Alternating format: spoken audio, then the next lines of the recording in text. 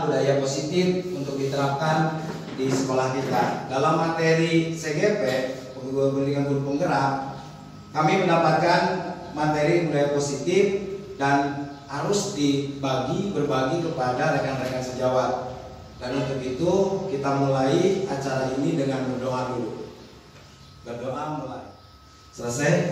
Baik, kita mulai tentang berbagi perubahan paradigma belajar, konsep disiplin positif dan motivasi,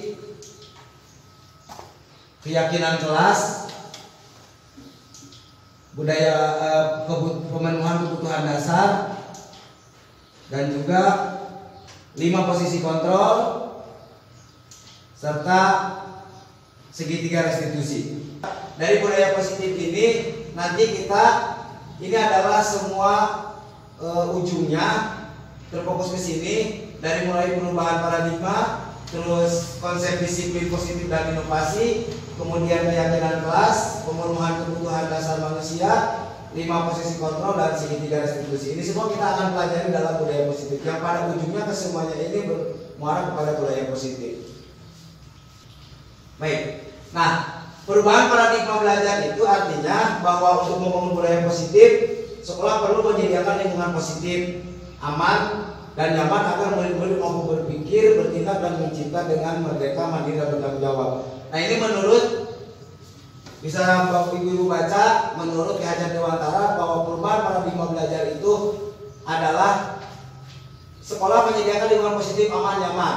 Untuk apa? Untuk murid mampu berpikir, bertindak, dan mencipta mandiri, merdeka, mandiri, dan bertanggung jawab. Ya. Nah, ini salah satu yang perlu ditinjaunya adalah disiplin. Kalau dulu kan kita disiplin, nah ini yang akan kita tinjau. Ya, apakah disiplin ini sudah baik atau tidak? Nah, ini paradigmanya dari disiplin ini ke budaya positif. Ya, sebelum kita lagi lebih lanjut teori disiplin, restitusi, dan dosen, mari menyamakan berpikir kita tentang disiplin itu. Rajinnya dikaitkan dengan kontrol. Dalam ini kontrol dulu menghadapi murid. Jadi murid harus disiplin itu mengerjakan tugas dengan tepat waktu, diberi hukuman kan gitu ya. Nah ini kita akan perubahan paradigma belajar dari disiplin menjadi budaya positif. Apa itu budaya positif? Nanti kita akan pelajari bersama. Baik, ini hanya pengantar saja. Ubahlah sikap atau perilaku Anda. Namun bila kita ingin memperbaiki cara-cara utama kita, maka kita perlu mengubah kerangka acuan kita. Ubahlah bagaimana Anda melihat dunia, bagaimana Anda berpikirlah. Jadi kalau kita ingin membuat pola pikir kita berubah, paradigma kita berubah, maka kita harus perlahan-lahan berubah tentang pandangan dunia. Karena materi terpentingnya adalah, nah ini konsep disiplin positif dan motivasi.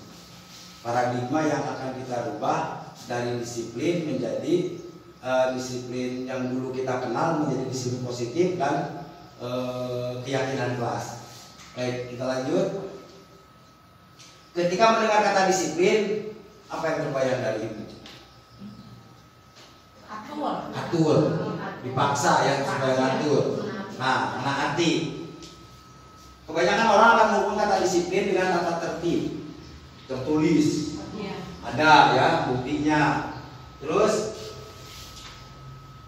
juga sering dihubungkan dengan hukuman, padahal itu semua berbeda karena belajar tentang disiplin positif tidak harus memberi hukuman. Nah, kalau disiplin positif itu tidak ada hukumannya, ya. Pasti bingung. Di sini juga banyak yang bertanya, kok bisa ya hukumannya dihilangkan, gitu kan? Nah, lanjut. Baik. Diana Gosen dalam bukunya Restructuring School menyatakan ada 3 alasan motivasi. Yang pertama, untuk menghindari ketidaknyamanan. Jadi kalau hukuman dengan motivasi beda. Kalau motivasi untuk menghindari ketidaknyamanan, ya, atau hukuman, ya. Terus yang kedua, untuk mendapat imbalan atau penghargaan dari orang lain. Jadi seseorang melakukan sesuatu, melaksanakan tugas dari itu hanya ingin mendapat imbalan. Nah, di teori motivasi ini nanti tidak akan ada terjadi lagi, ya.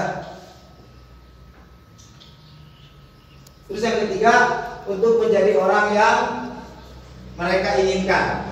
Nah, Jadi motivasi ini kalau disiplin itu nantinya dia hanya berdasarkan kepada takut dihukum, takut tidak mendapat nilai.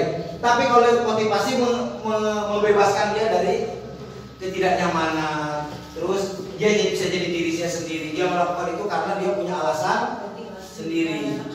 Nah, nggak ada tekanan. Tapi budaya positif itu, motivasi itu, jadi dia melakukan dengan nothing tulus, dengan sendirinya. Jadi itu hayang disiun juara, disiun juara, tidak siun apa, tidak takut apa, tapi dia betul-betul memahami apa yang dia lakukan itu betul-betul dari dirinya. Nah, itu yang disebut dengan motivasi. Beda dengan hukuman. Baik. Nah, itu tentang teori motivasi ya. Yang kedua adalah tentang keyakinan kelas. Nah, kenapa tidak disebut disiplin lagi tapi sebuah keyakinan kelas? Nah, ini. Keyakinan kelas itu adalah setiap tindakan atau perilaku yang dilakukan di kelas, tapi didasarkan pada kesepakatan. Ada sebuah keyakinan, contoh, anak datang terlambat, ya, lalu kita hukum, ya, dihukum nih. Nah, itu kan dia karena hukuman, takutnya. Tetapi kalau kita kembali ke teori motivasi, dia harus temukan motivasinya, ya. Nah, kita bikin keyakinan kelas, contoh. Hargai. Orang yang kesiangan itu dia harus tahu dia melanggar apa? Melanggar keyakinan kelas. Hargai. Karena apa? Dia tidak menghargai dirinya dan orang lain. Nah, sehingga orang yang kesiangan itu nanti dia akan muncul motivasi. Oh iya, saya harus menghargai diri sendiri. Siapa lagi yang akan menghargai diri sendiri kalau bukan diri sendiri?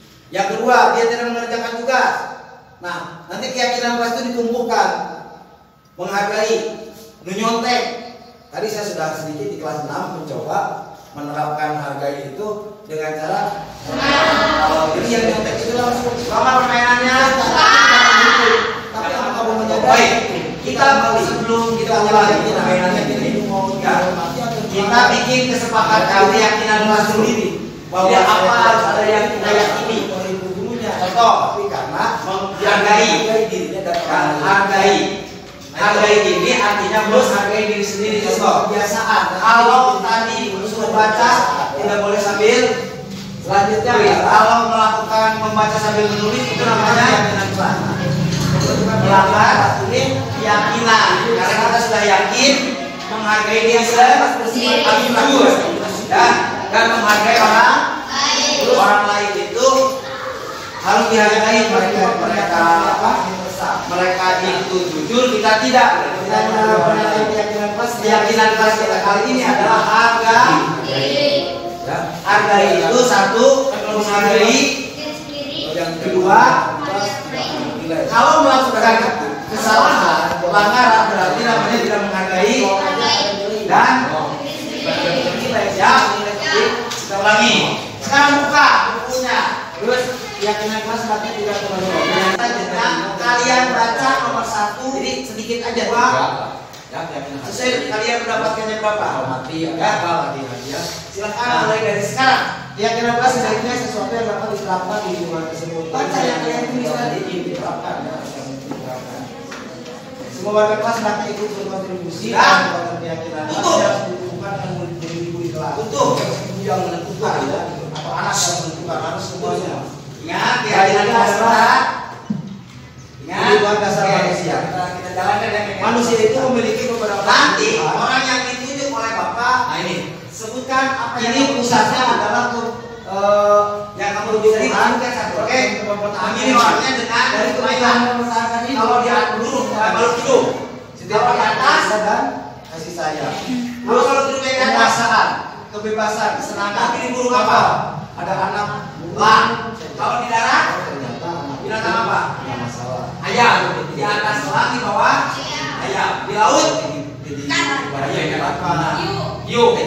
Kalau Bapak bilang laut tidak baik. Kalau Bapak bilang masalah, anak itu ingin menguasai sesuatu bilang darat, dia belajar matematika, tapi dia tidak mau karena dipaksa.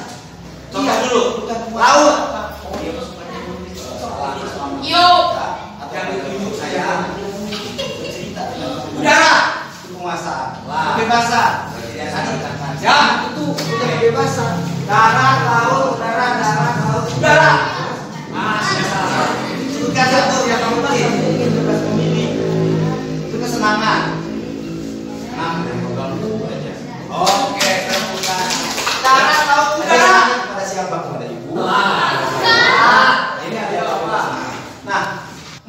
ini bermuara kepada yang satu, yaitu kebutuhan untuk mempertahankan hidup.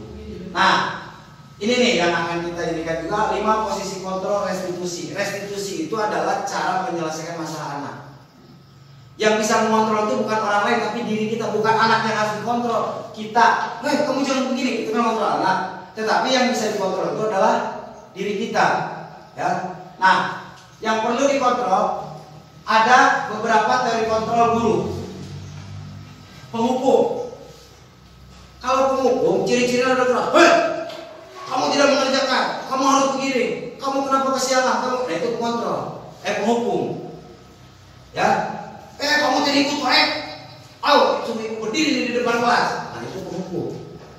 Kalau membuat orang merasa bersalah, kamu juga kasihan ya sama bapak mau udah berbuat baik, ini kamu nggak bisa. Nah itu, jadi kita itu merasa bersalah terus.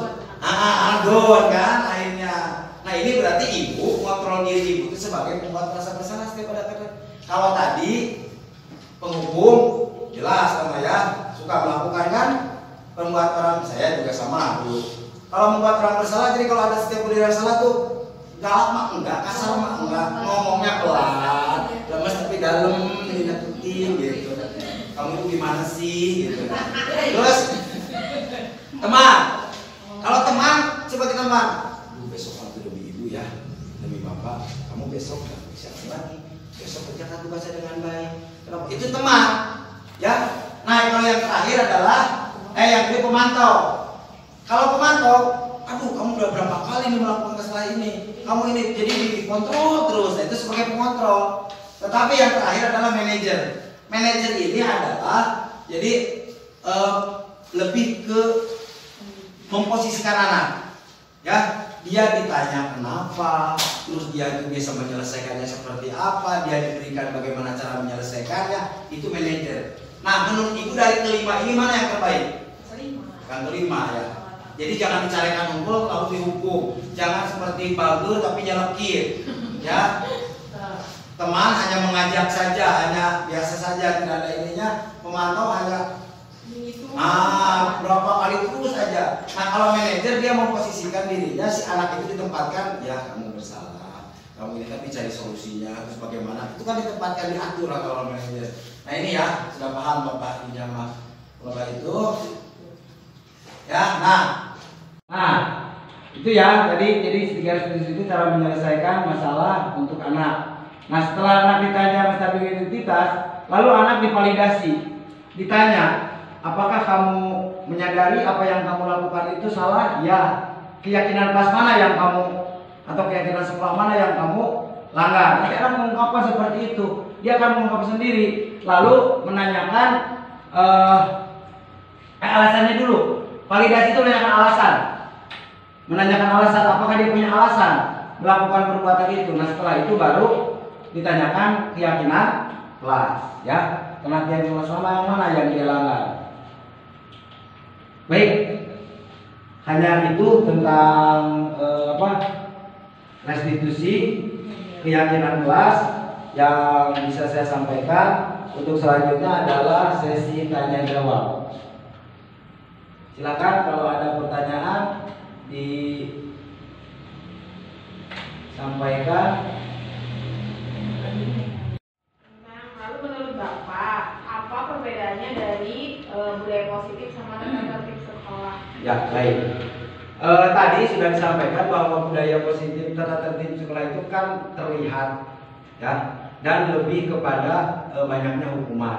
Tetapi budaya positif itu bentuknya abstrak, adalah perilaku yang muncul dari dalam diri. Dan bedanya kalau disiplin tata tertib itu kan ditentukan oleh satu pihak. Tetapi ketika budaya positif itu keyakinan kelas dan budaya positif itu ditentukan oleh bersama. Jadi murid dihargai pendapatnya. Contoh, ibu ingin menerapkan disiplin, ingin menerapkan anak melaksanakan tepat waktu untuk tugas. Ibu bisa saja, contoh, kita ini kan ya keyakinan kita bekerja, harus bekerja keras, mengerjakan tugas. Nah itu apa? Nanti di kata-kata kan itu terlalu panjang. tapi ibu bisa disimpulkan bekerja. Anak tahu kalau keyakinan kelas bekerja itu bekerja dalam kelompok. Jadi kalau ada anak dalam kelompok tidak mau bekerja, dia akan menyadari, oh iya kita punya keyakinan kelas bahwa di kelas itu bekerja kelompok itu akan ini gitu ya penjelasannya. Jadi budaya positif itu intinya yang keluar dari dirinya sendiri. Iya, iya. Kebiasaan yang baik Iya. yang keluar dari diri. Ya, yang kebiasaan-kebiasaan yang ditimbulkan di kelas untuk menumbuhkan motivasi untuk dirinya sendiri sehingga dia bisa melakukan dengan tanpa adanya paksaan, nanti tulus mengalir dengan baik ya. Aturan dibuatnya Oleh satu pihak, oleh ibu, oleh sekolah gitu ya. Kalau budaya positif tidak. Oke, baik. Berbeda ya sama yang misalkan tata tertib gitu Ya. ya. Nah kalau misalkan di budaya positif itu kan tadi udah dijelaskan bahwa bedanya jauh lah gitu ya, Ya. sama yang tata tertib itu. Kalau tata tertib kan anak cenderung takut gitu ya, anak tuh cenderung takut. Nah takut dihukum atau apa kan. Di sini saya mau tanya, jika di budaya positif ini beda dengan kata tertib ini, gimana cara untuk memberikan kalau di budaya positif itu kan tidak boleh ada hukuman ya. Nah di tata tertib itu kan ada gitu ya, itu cuman anak cenderung takut. Nah kalau misalkan kita tidak boleh menerapkan hukuman, dengan cara apa kita memberikan motivasi atau apa gitu ke anak supaya si anak itu tetap melakukan penertiban terhadap dirinya sendiri gitu. Baik, terima kasih Pak. Sekali pertanyaannya untuk dari Ibu. Jadi di dalam teori budaya positif itu mengeluarkan anak dari tidak nyaman, Iya. dari tidak nyaman dengan hukuman. Lalu pertanyaannya bagaimana Pak menumbuhkan itu?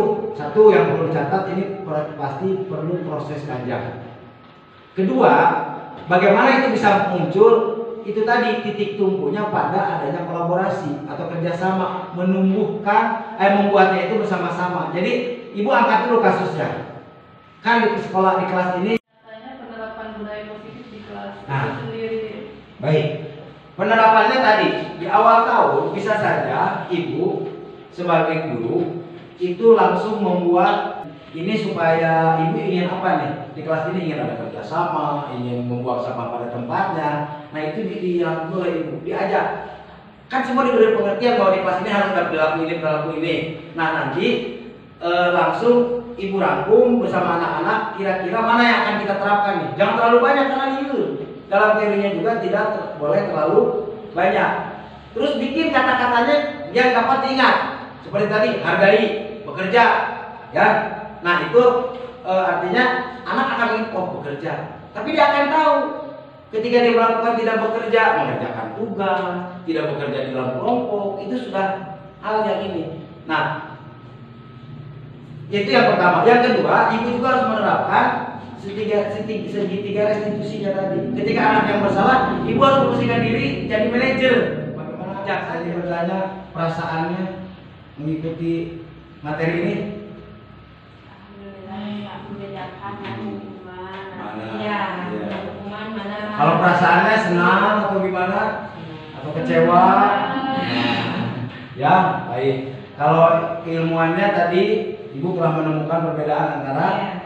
Nah, lalu apa yang akan Ibu lakukan setelah ini? Coba apa yang Baik, coba. Iya. Nah, itulah yang disebut dengan. apresiasikan ke anak. Nah, siap begitu ya. Baik. Demikian, terima kasih. Assalamualaikum warahmatullahi wabarakatuh.